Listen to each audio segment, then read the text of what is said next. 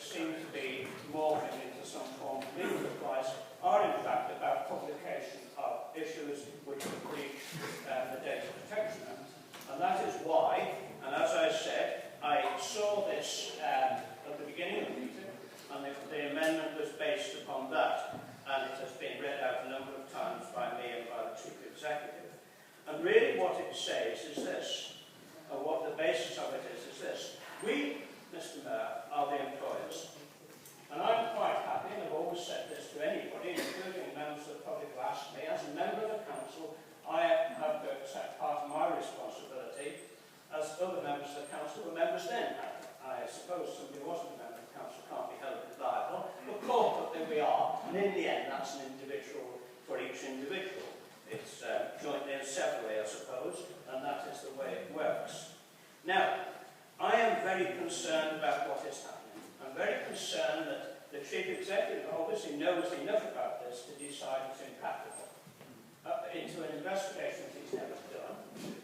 And can I be clear what I would expect of this? And obviously it's up to the mover to say if it's true or not, and I suppose up to the officers to interpret.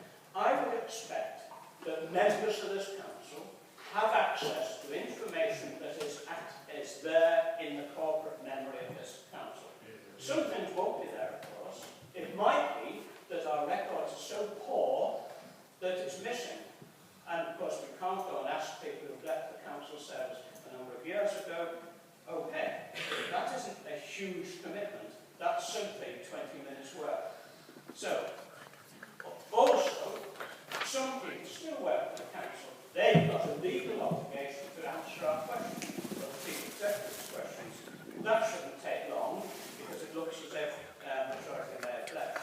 But it is absolutely essential that this council knows where it is travelling from before it knows where it's travelling to.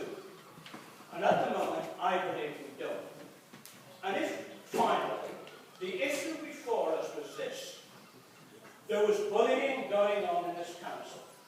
That's now documented. It's there in the published reports. Nobody's arguing against it.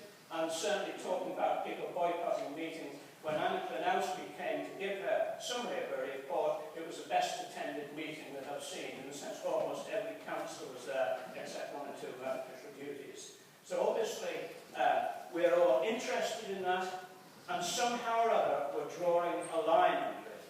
Now, there isn't a huge amount of work to do, but we need to have clear in our mind what we meant by bullying. Because I can tell you, when I asked about bullying, and when people mentioned it to me, I was told that it didn't exist and all the systems were in place. Obviously, we were wrong. And the question that we all have, Mr. Mayor, am I wrong now? Are we wrong now? That's all I'm asking for.